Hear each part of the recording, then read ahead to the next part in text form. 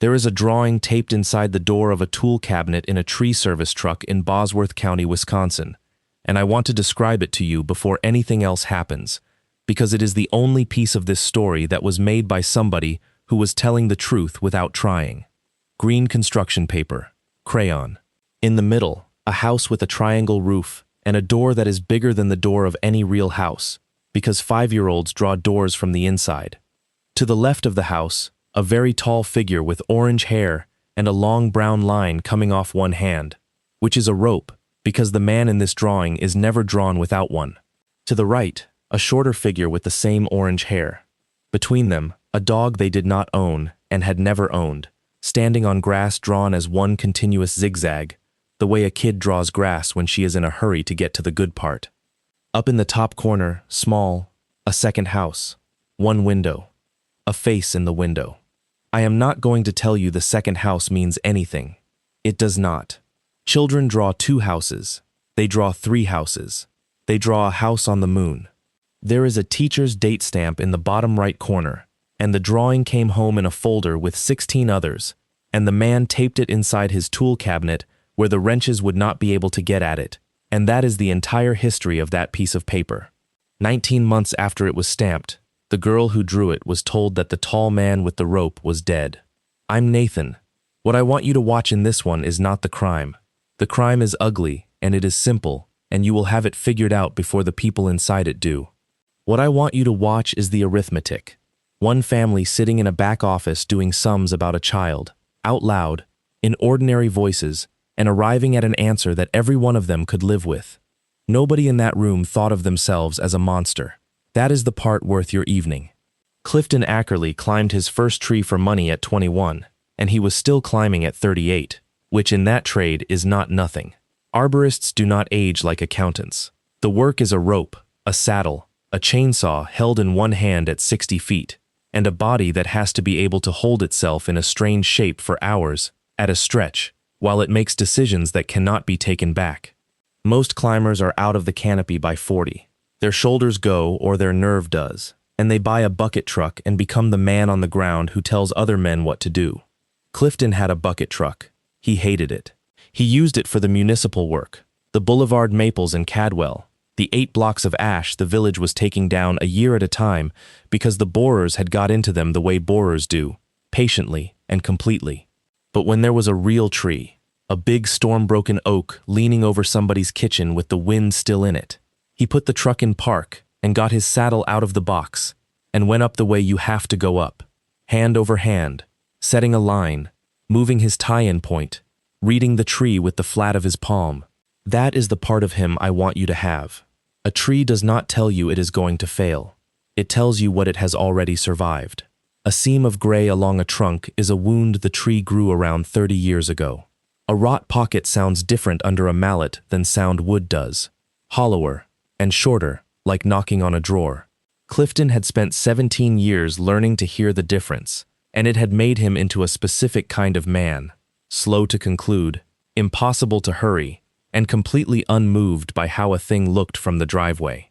He ran the outfit with one other man. Luther Brockway was 57, built like a fence post, and had been the groundman on Clifton's rope since Clifton was 23. Luther's wife had died 6 years back, of something in the pancreas that took her from diagnosis to funeral in 9 weeks, and after that Luther did not talk much, and did not need to. On a 2-man crew, the ground and the canopy learn each other's rhythm. Clifton would put a hand out without looking, and the saw would be in it. He had married Elsa Tannehill when they were both 26. If you have ever lived in a county of 13,000 people, you know exactly what the Tannehill name meant in Cadwell. Tannehill Funeral Home and Monument Works had been on the corner of Main and Depot since 1931. The chapel, the arrangement room with the good carpet, the granite yard out back where the blanks stood on end under a metal roof like a little gray forest. 3 generations. If your father died in Bosworth County, a Tannehill drove him. If your mother's stone needed the date cut on it, a Tannehill cut it. Verla Tannehill was 63 and she ran it. She was, and I want to be careful here because it matters, genuinely good at her job, not in the greasy way. Verla had a gift that is rarer than people think. which is that she could walk into the worst hour of a stranger's life and be useful in it. She knew when to talk and when to put a hand flat on a table and say nothing. She had buried children before, a county that size, you do, every few years, and the families she buried them for wrote her letters at Christmas for the rest of their lives. She also held a second job, which almost nobody outside the courthouse could have told you about, and which is the hinge this entire story turns on. Verla Tannehill was the deputy registrar of vital records for Bosworth County. In a small county, those two roles sit in the same hands more often than you would like. The woman who takes the body is the woman who files the paper that says there is a body. Nobody set that up to be a weapon. It was set up in 1953 because there were not enough people. Elsa kept the books for the funeral home and had done since she was 19. She was quick, dry, a little sharp-edged, and she loved her husband in a way that came out sideways. She would not say a warm sentence, but Clifton's truck never once went into winter without new wipers, and he never once bought them. Her younger sister Faye was the softer of the two, and the unluckier. Faye and Dixon Yohe had been trying to have a baby for 9 years by the time this story starts. 3 pregnancies. None of them past 20 weeks. Faye had a room in her house up in Cobbett that had been painted twice and never used, and everybody in the family knew about the room and nobody ever mentioned it. Opal Ackerly was 5. She had her father's coloring and her mother's mouth and a habit of narrating her own activities in the third person while she did them, which is a thing some kids do at that age and stop doing, and which her father would have paid any amount of money to hear again later.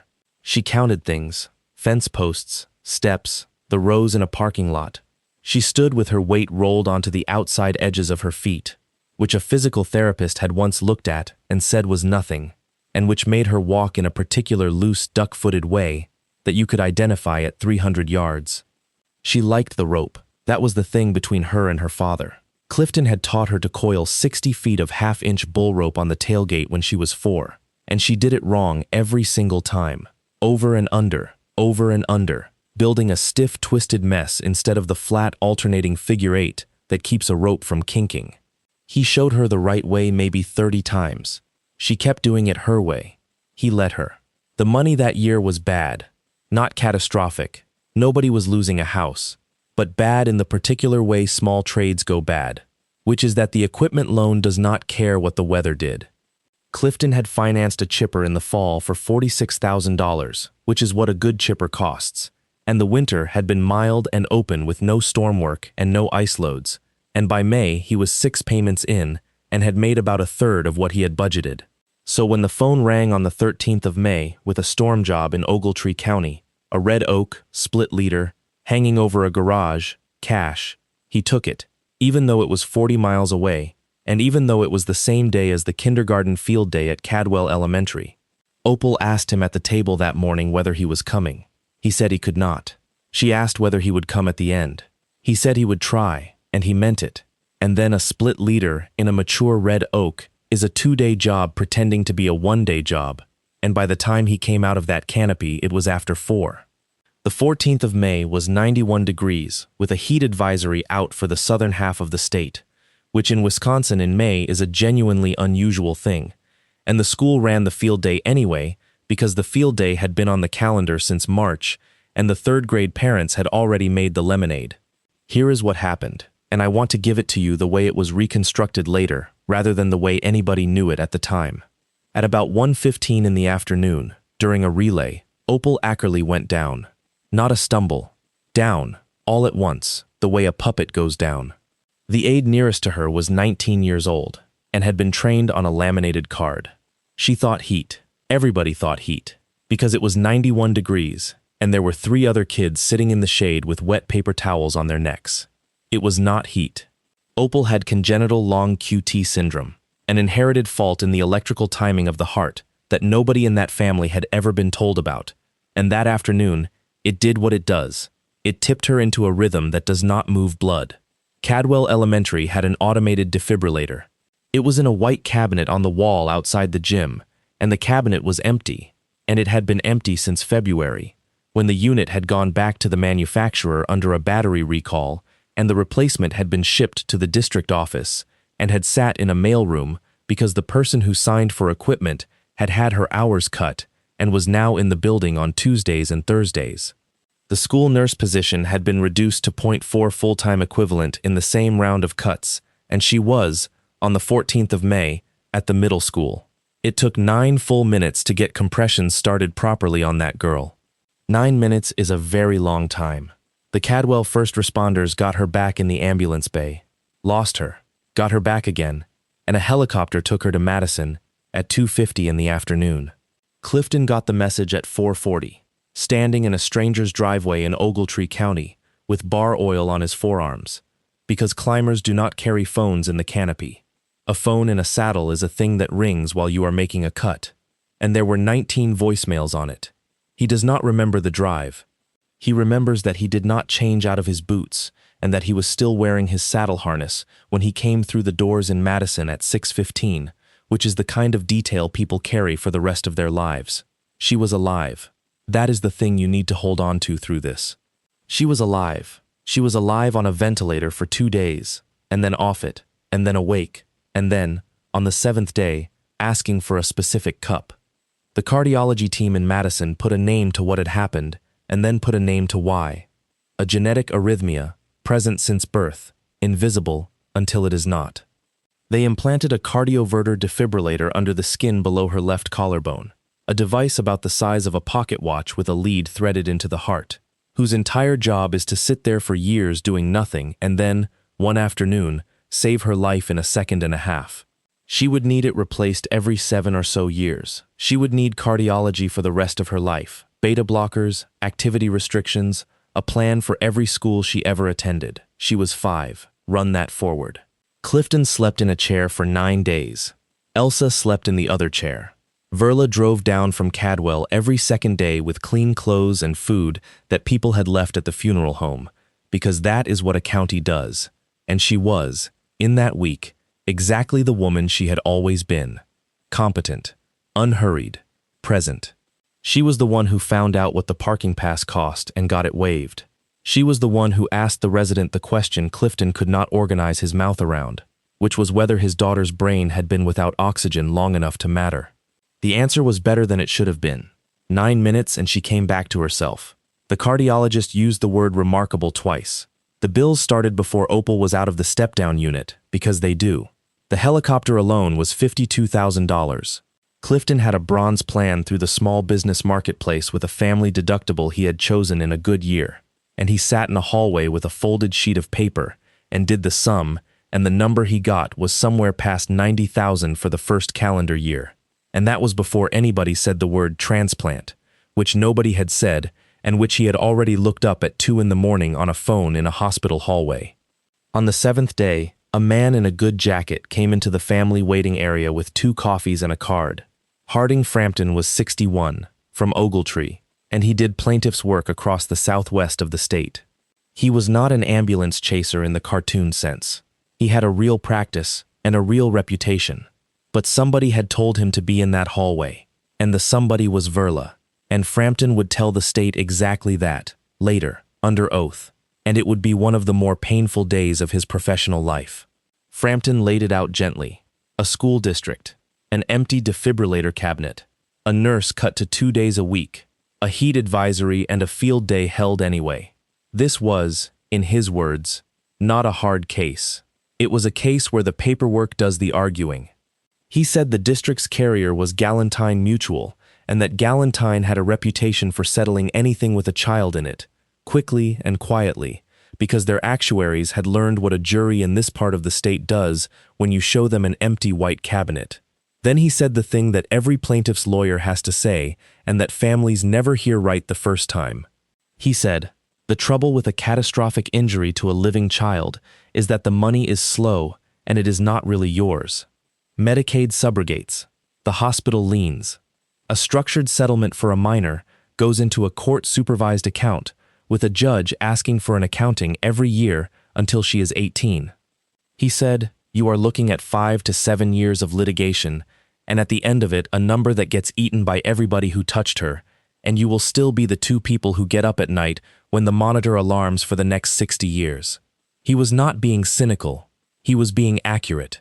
He was describing the world. Nobody in that hallway did anything with that information except feel sick. Not then. Opal came home on the 26th of May, 12 days after the field day, with a bag of medication, a folder of instructions, a card with the serial number of the device in her chest, and a follow-up appointment in Madison in 3 weeks. Clifton carried her up the porch steps, though she could have walked, and she let him, and she told him, in the third person, out loud, narrating, that Opal was going in her own room now. That first night she asked him to leave the door open. He left it open. He slept on the floor of the hallway outside it, on a camp pad, with his boots by his head, and he did that for 2 nights, and on the third night Verla came over after supper with a casserole and a firm, kind expression, and told her son-in-law that he was going to fall asleep in a tree and kill himself, and that she would sit up with the girl, and that he was going to take a pill and go to bed. He argued. Not hard. He had been awake, functionally, for the better part of a month. He took the pill. He slept 9 hours for the first time since the night before the field day. He woke at 5:20 in the morning to the sound of his own kitchen. Not shouting. The opposite of shouting. His mother-in-law was at the sink filling a kettle, and his wife was standing in the doorway of the hall with her arms folded and a phone against her collarbone, and there was nobody in the small room at the end of the hall.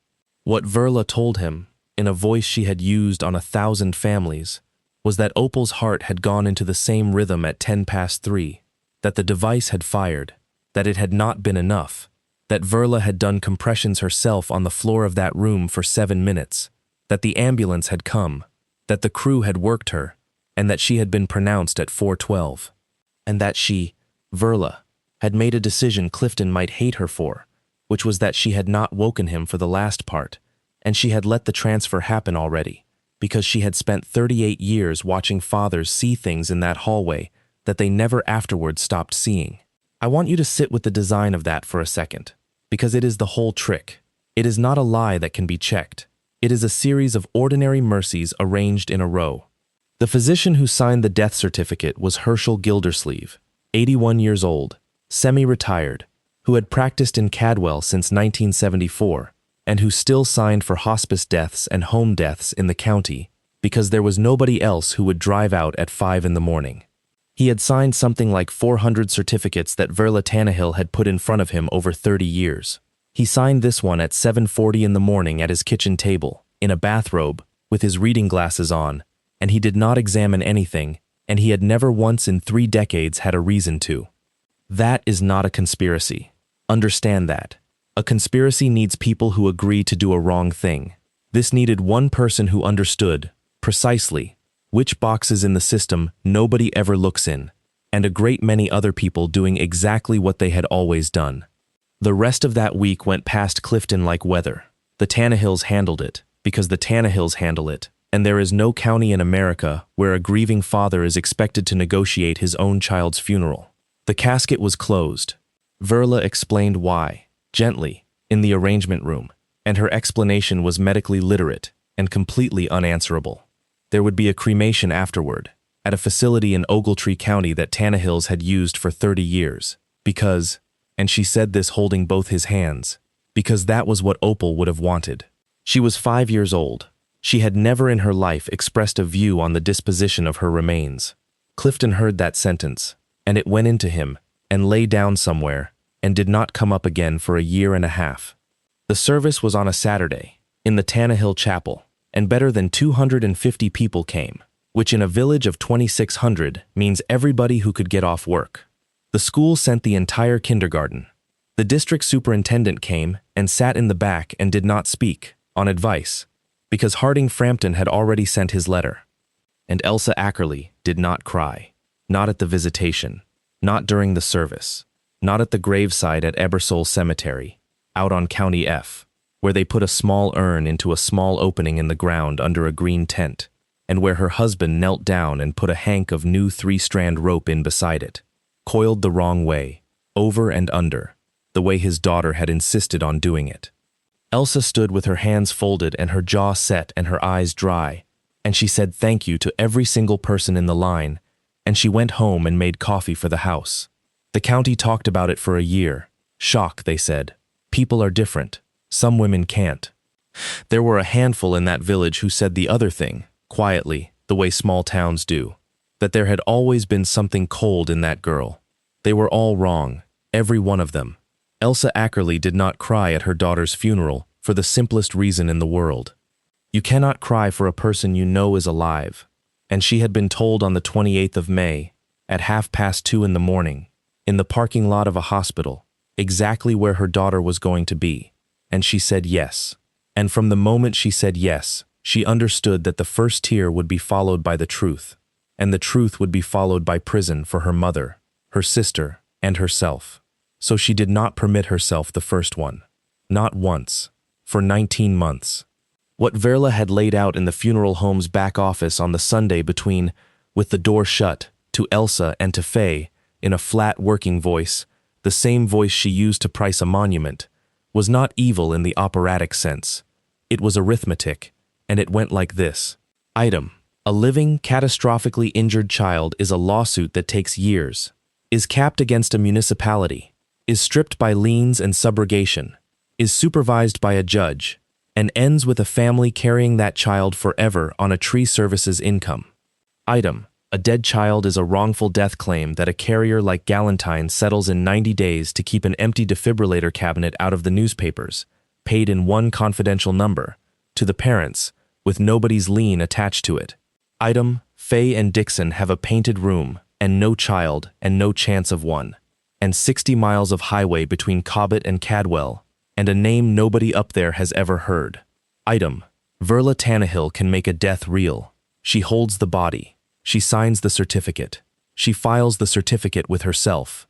She writes the transit permit. She has a crematory operator in Ogletree County named Fritz Applegarth, who owes the Tannehill family 30 years of business, and who will run an empty retort and sign a certificate for a cremation that did not happen, for $8,000, in cash, and never ask what is in it for anybody.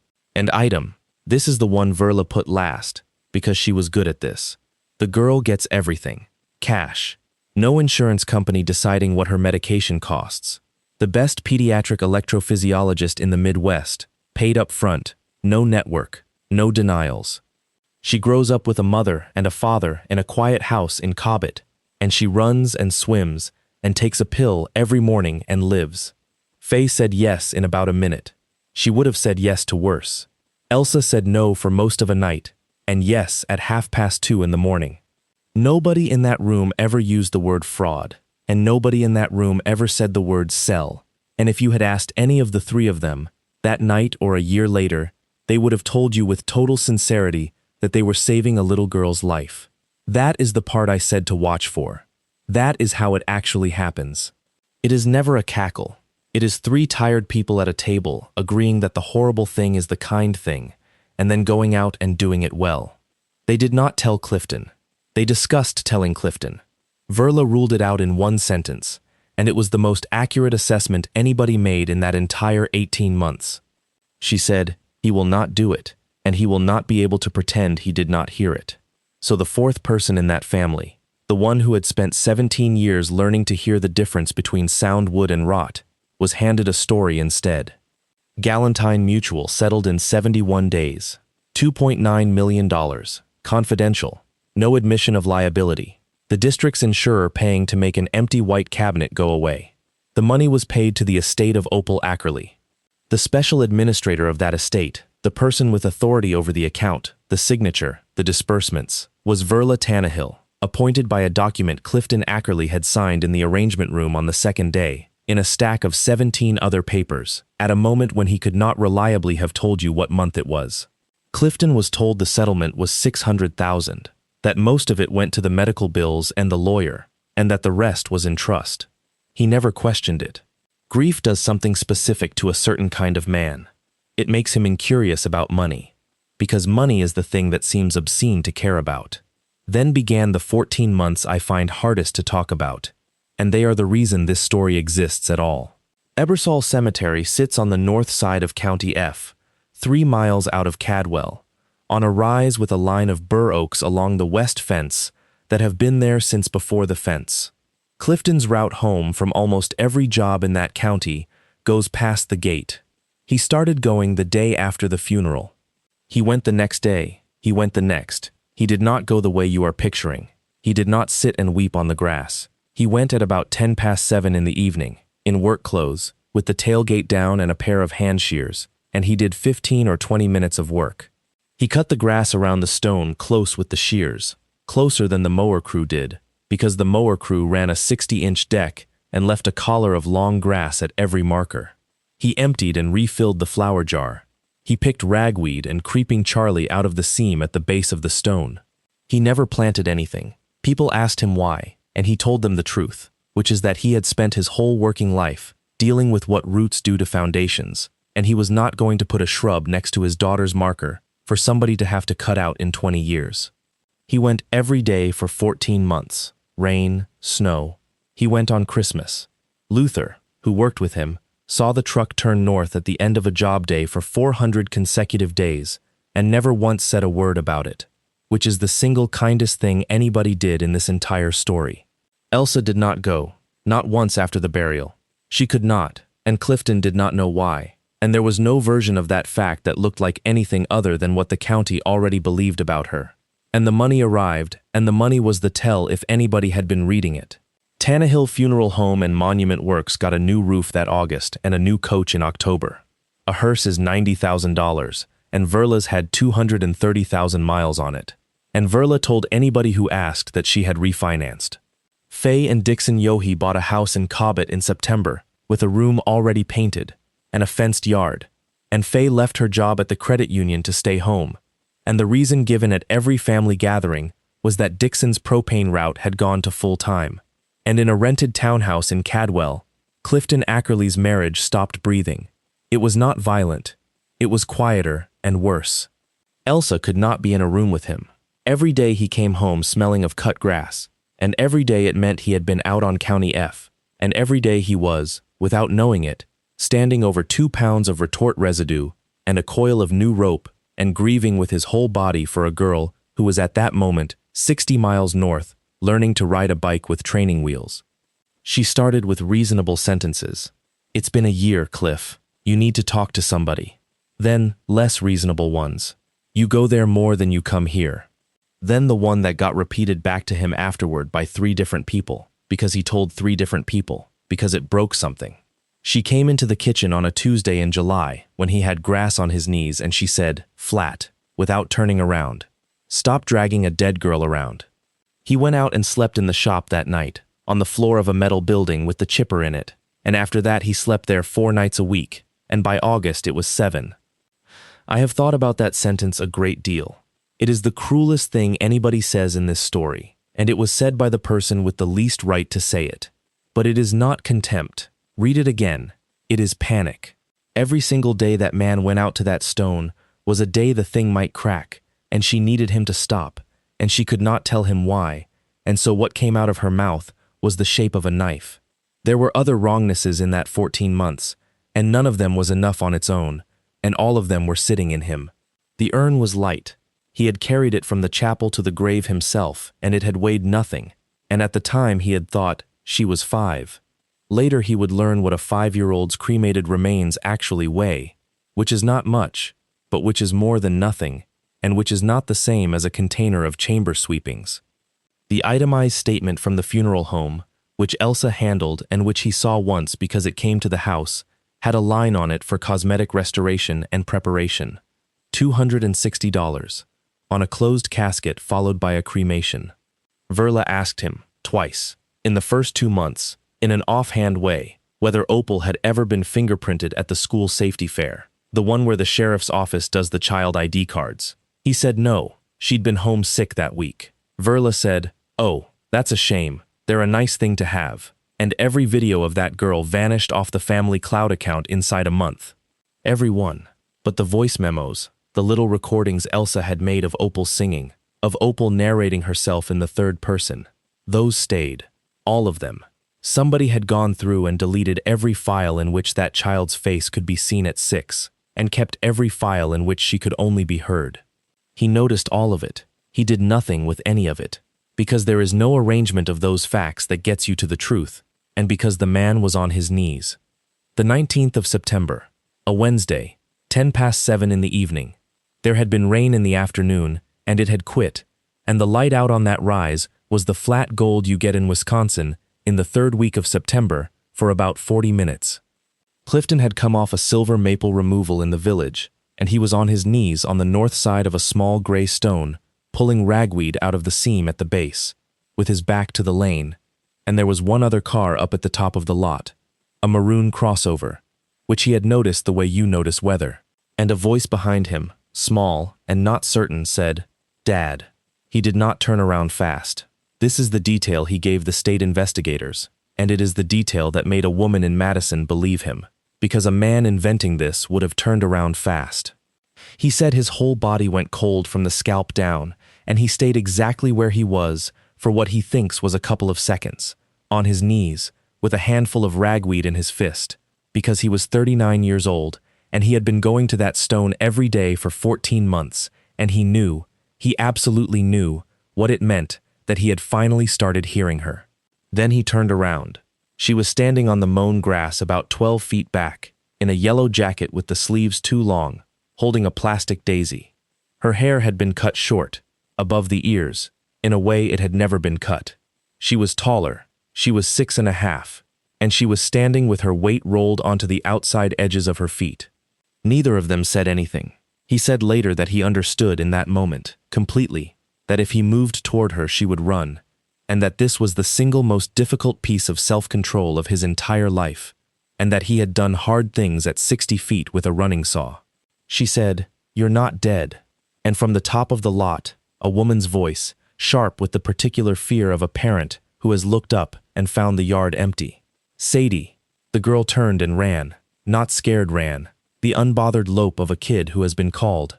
She went up the lane and around the maroon crossover, and the door shut, and the car went out onto County F heading north.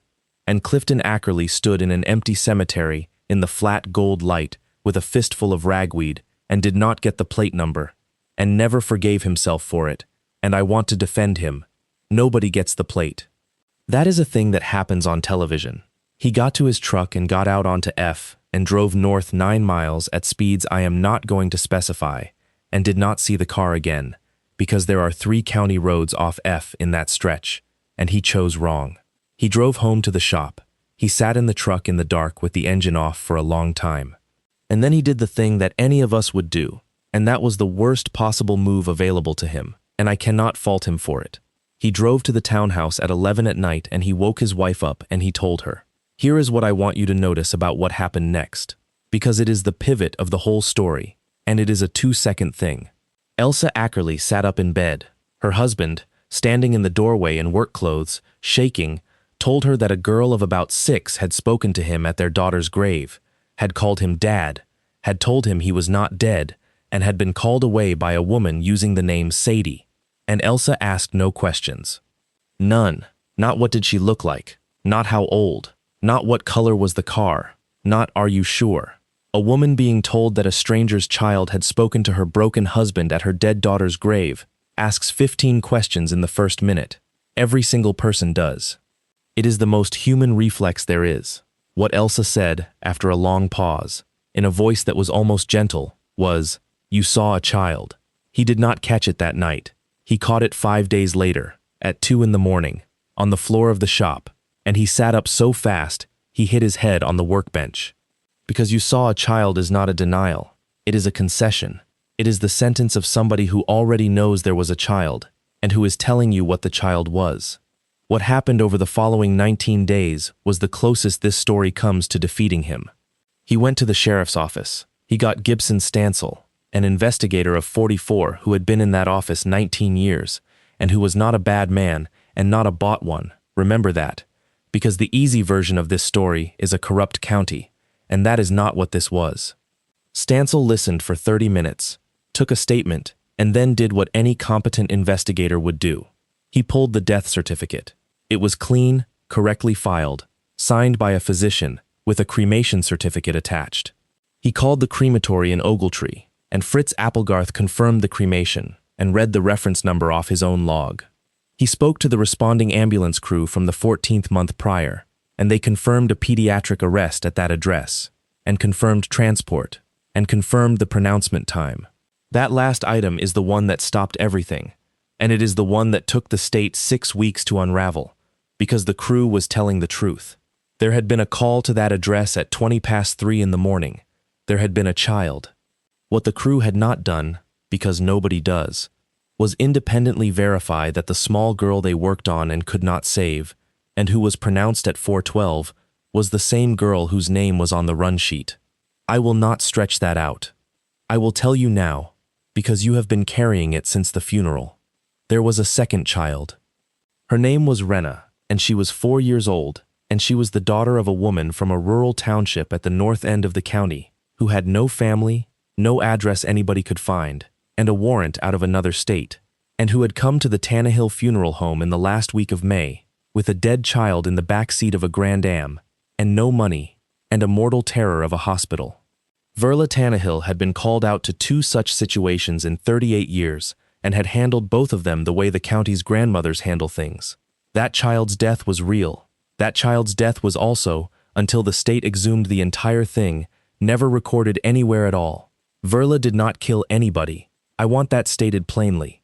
What she did was find a body in the same week she needed one, and see it as providence, and act. And she buried a 4-year-old girl under another child's name, and told her mother she would handle everything, and the woman drove away and has never been found. And I think about her more than I think about anybody else in this. Stansel closed the file. He was courteous about it. He came out to the shop personally and told Clifton to his face, which most investigators do not do, and he said the sentence that people say, "I looked, and there's nothing there, and I'm sorry." And then the family moved. On the 8th of October, Verla Tannehill and Elsa Ackerly signed a statement of emergency detention. In Wisconsin, 2 people can start that process, and if a physician and a county crisis worker agree, a person can be held. The statement said, accurately, that Clifton Ackerly had been sleeping in a metal building, that he visited a grave daily, and had done for over a year, that he had been observed at the cemetery after dark, that he had woken his wife at 11 at night to tell her their dead daughter had spoken to him, and that he had driven at high speed on County F afterward. Every one of those facts was true. Not one of them was a lie. That is what I mean when I say this family was good at it. They did not have to invent a thing. They just had to arrange what was already there. He was held for 72 hours in the Behavioral Health Unit in Ogletree County. He was polite the entire time. He answered every question. The psychiatrist who evaluated him wrote a discharge summary that said, in essence, profound complicated grief, no psychosis, no danger, discharge, and also recommended follow-up, and that recommendation went into a file with his name on it and stayed there.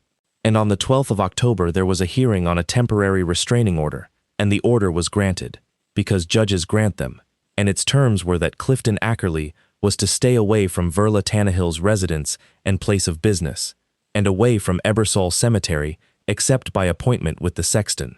They took the grave. He lost 2 weeks of work. He lost the village contract for that autumn, because a village board does not need a reason. Luther ran the crew alone for 9 days and did not bill him for it and would not discuss it. And on a Thursday night in the middle of that, sitting on the tailgate outside the shop, Luther Brockway said the sentence that started the second half of this story. He said, "Tell me the whole thing again, slow." And Clifton told him, and at the end of it Luther was quiet for a long time, and then he said something he had been holding for 14 months and had never said to anybody, because there is no way to say it. He said, "At that funeral, your sister-in-law was the only person in the building who looked relieved." He knew what a room full of grief looks like. And Faye Tannehill Yohei had stood at the back of the Tannehill Chapel with a face on her that Luther had not been able to categorize for over a year. And it was not grief, and it was not embarrassment, and it was not boredom, and Luther had finally got it. The woman looked like somebody at the end of a long wait. That is what he had. That is all he had. A trained observer, unasked, with no stake, who noticed one face. Now, what Clifton did next is why I picked this story. He was under a restraining order. He had a psychiatric hold in his file. He had been to the sheriff and the sheriff had closed it. Every ordinary door was shut, and the reason they were shut was that he was, on paper, a grieving lunatic. And the more he pushed, the more accurate the paper became. Any move that looked like a father hunting for a child would end with him in a cell. And, He understood this with total clarity. Would also end with that little girl being moved somewhere he would never find her. So he stopped looking at the part that was obviously wrong. That is his trade. When a tree drops a limb, the amateur looks at the broken limb. The climber looks at where the weight was going. He walks around the trunk. He asks what has been holding what, and for how long, and what happened upstream of the failure. The limb is not the story. The limb is the symptom. So he asked, who is holding the weight of this? And the answer was not Verla, and it was not Elsa, and it was not the sheriff. It was $2.9 million. He did not know that figure yet. He knew there was money, and he knew he had been told a number, and he knew that in 14 months a funeral home had bought a roof and a coach, and a credit union teller in Cobbett had stopped working and moved into a house. So on the 23rd of October, Clifton Ackerly drove to Ogletree and sat in Harding Frampton's waiting room without an appointment for 2.5 hours. And when Frampton came out, Clifton did not accuse him of anything. He asked one question, and it was a question with no answer available except the true one. He said, I'd like a copy of everything I signed. A lawyer cannot refuse that. That is his client's file. Frampton had it pulled and copied, and he sat with the man while he read it. And a few minutes in, Clifton Ackerly stopped and put his finger on a line and read it 3 times and said, what is $2.9 million? I have thought a lot about what that half hour must have been like for Harding Frampton, and I do not think he was in on any of it, and neither did the state, and he was never charged. What he was a competent lawyer who had been handed a clean case by a funeral director he had known for 20 years, who had negotiated a good settlement in 71 days, and who had dealt almost entirely with the special administrator of the estate, because the father was, and this is in Frampton's own notes from the time, non-responsive and in acute grief. He had done nothing wrong. He had also never once, in 71 days, been in a room alone with the father of the dead child. Frampton went through it with him line by line for most of an afternoon. $2.9 million from Galentine Mutual. Paid to the estate. Special Administrator, Verla Tannehill, per a nomination signed by Clifton Ackerly on the 29th of May. Disbursements from the estate account authorized by the administrator, and a settlement agreement with a clause in it, on page 9, in the standard language every carrier uses, that Frampton read aloud twice, and then sat down and took his glasses off. Rescission for material misrepresentation. If the factual basis of the claim is false, the carrier may void the agreement and recover the entire sum, and the confidentiality clause does not survive, and the matter is referable for prosecution. Frampton said, Clifton, if what you think happened happened, then I have a professional problem and you have a criminal case, and neither of us is the person who can do anything about it. And then he said the thing that Clifton drove home turning over. The only people in the world with both the resources and the motive to tear this open are the people who wrote the check. 2 days later, Clifton drove 60 miles north to Cobbett. He did not go to a house. He did not know a house. He went to the elementary school and parked on the far side of a public street at 2:40 in the afternoon and waited for the buses. And I want to be honest with you about what a knife edge this is, because a man in a truck outside an elementary school is one phone call from ending his own story permanently, and he knew it, and he did it anyway, and he sat with his hands on the wheel where they could be seen. At 2:56, a girl in a yellow jacket came out of the third door with a backpack that was too big for her, walking on the outside edges of her feet. He did not get out of the truck. He did not roll the window down. He watched his daughter get on a school bus 60 miles from her own grave, and he waited until the bus had gone, and he drove 3 miles out of town and pulled onto the shoulder of Highway 60 and was sick in the ditch. Then he went home and wrote a letter. 1 page. He wrote it 9 times, and Luther read every draft, and the final one contained no accusation, no theory, no anger, and no adjectives. It was addressed to the Special Investigations Unit at Galentine Mutual, which is the department every carrier has, staffed by people whose entire professional existence is finding claims that should not have been paid, and who, this is the part that matters, have no relationship whatsoever with a county in southwest Wisconsin.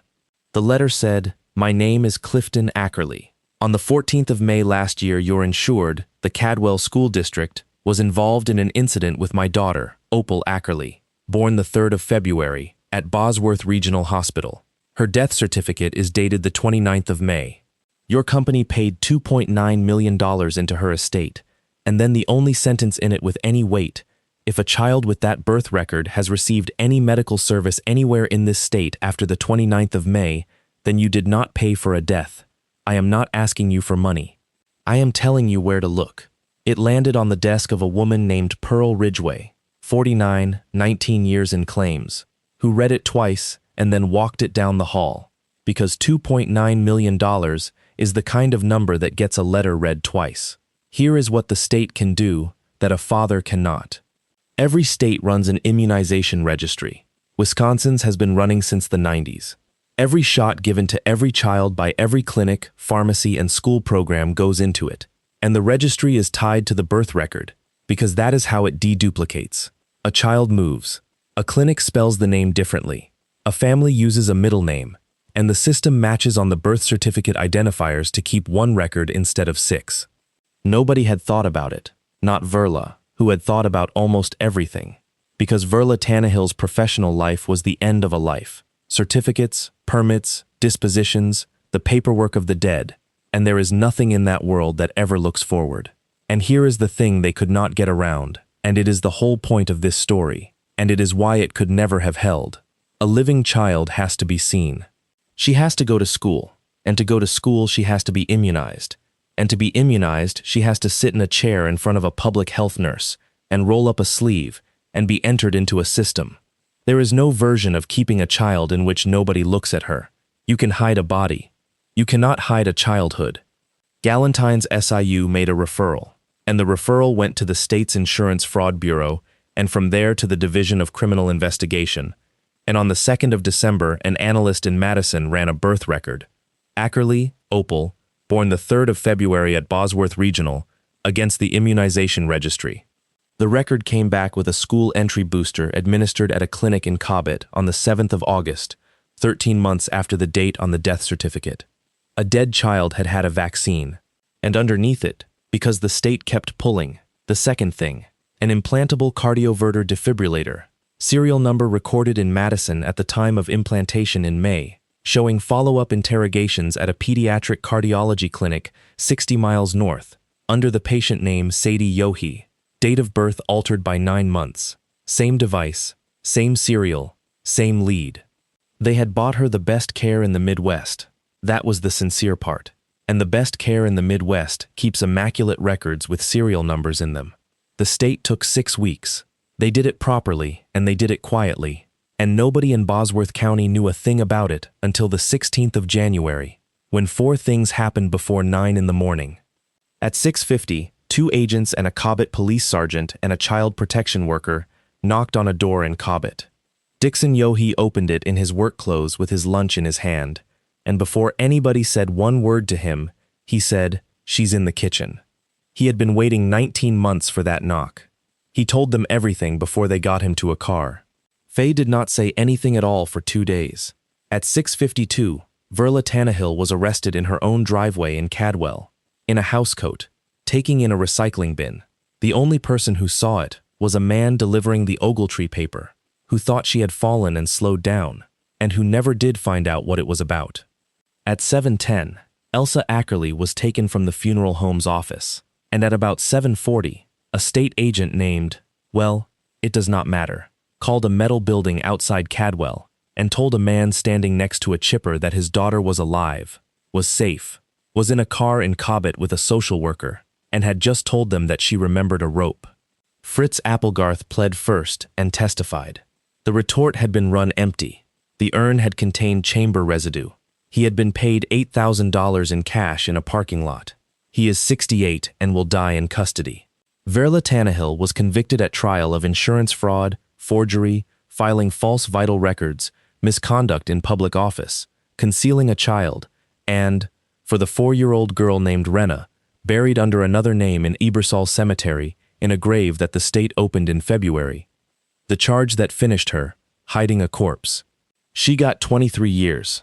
She was 64 at sentencing, and she read a statement to the court that never once used the word sorry, and that explained, at some length, that the child had received care that no insurance company in America would have approved.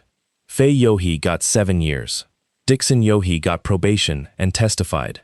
Elsa Ackerly pled and got 6 years, and in her allocution she said one sentence, which was, "He would not have let me." Herschel Gildersleeve was not charged.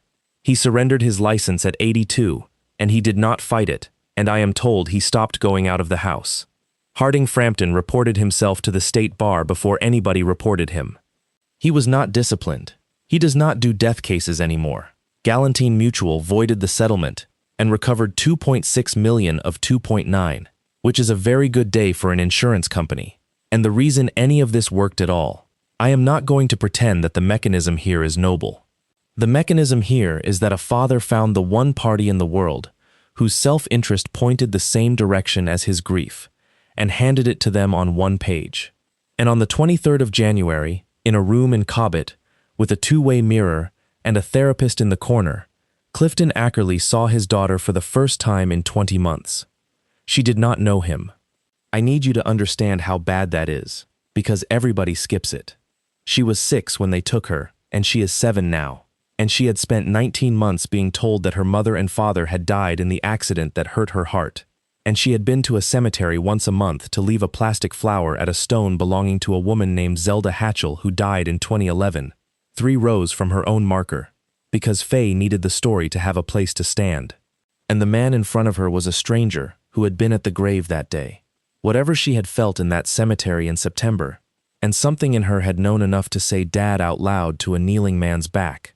19 months of a kind, patient woman telling her a different story is a very great deal of weight on a 6-year-old. He had been told by the therapist not to make claims, not to say "I'm your father," not to say they lied to you, not to reach. So he did not say anything at first. He put a hank of 1/4-inch rope on the table, about 18 feet of it, and pushed it halfway across, and he said, "Do you remember how to coil this?" And that girl picked it up and coiled it over and under, into the same stiff, twisted mess she had been making since she was 4, and looked up at him to see if she had done it right. That is the reunion. That is the whole thing. There was no music. It took most of a year of graduated transition and a lot of professional help before she lived with him full-time, and it is not finished, and it will not be finished when she is 30. She asks about her mother. He has to answer, and every answer he gives is a decision.